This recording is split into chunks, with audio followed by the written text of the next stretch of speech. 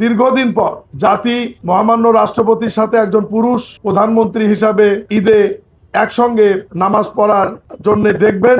এইবারের ঈদগাহ ময়দানের ঈদের নামাজটা স্বাভাবিক কারণে একটু ঐতিহাসিক হবে, এই কারণেই যে এখানে মহামান্য রাষ্ট্রপতি এখানে ঈদের নামাজ আদায় করবেন এবং দীর্ঘদিন পর সারা বাংলাদেশে অবাধ, সুষ্ঠু এবং নিরপেক্ষ নির্বাচনের মাধ্যমে বিপুল সংখ্যা গরিষ্ঠতা নিয়ে বিএনপি সরকার গঠনের পর এই প্রথম ঈদ উল ফিতর উদযাপন হচ্ছে এবং সেই উপলক্ষে মাননীয় প্রধানমন্ত্রী জনাব তারেক রহমান এই ঈদগাহ ময়দানে ঈদের নামাজ আদায়ের সম্মতি জ্ঞাপন করেছেন এবং দীর্ঘদিন পর জাতি মহামান্য রাষ্ট্রপতির সাথে একজন পুরুষ প্রধানমন্ত্রী হিসাবে এই ঈদে একসঙ্গে দুইজন ভিভিআইপিকে নামাজ পড়ার জন্য দেখবেন এবং যে সমস্ত মুসল্লিরা এখানে উপস্থিত থাকবেন তারা তাদের সঙ্গে সাক্ষাৎ করতে পারবেন এবং দেখতে পারবেন।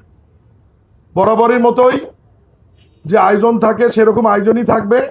ইতিমধ্যেই প্রশাসক মহোদয় বলেছেন এর বাহিরেও একটা মেডিকেল টিম এখানে থাকবে, অজুর ব্যবস্থা থাকবে, ভদ্র মহিলাদের জন্য, মুসল্লিদের জন্য আলাদা ব্যবস্থা থাকবে, সাধারণ মুসল্লিদের জন্য আলাদা ব্যবস্থা থাকবে। পুরুষ এবং মহিলা মিলে সব সহ কম বেশি প্রায় 40,000 মুসল্লিদের এখানে নামাজের ব্যবস্থা থাকবে। আমরা আজকে এসেছি সর্বশেষ আয়োজনের অবস্থাটি দেখতে। আপনারা আমাদের পক্ষ থেকে, আয়োজকদের পক্ষ থেকে জাতির সামনে তুলে ধরবেন এই বিষয়টি এবং আমি আবারও বলি ঈদের নামাজ অনুষ্ঠিত হবে সকাল 8:30টায়।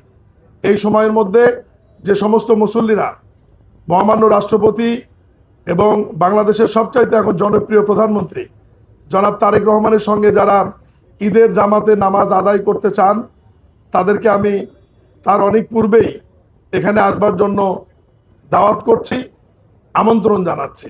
আপনার সেটা নৌ পরিবহনে বলেন, রেলে বলেন, গাড়িতে বলেন, আমরা খেয়াল করেছি এবং নিউজে দেখেছি আল্লাহর রহমতে সুন্দর হয়েছে এবং মহান আল্লাহর ইচ্ছায় আমাদের ঢাকার বাসী তাদের নির্দিষ্ট গন্তব্যে সুন্দরভাবে, স্বাচ্ছন্দ্যভাবে পৌঁছেছেন। এই জন্য মহান আল্লাহর নিকট আমরা শুকরিয়া আদায় করি। ধন্যবাদ সবাইকে।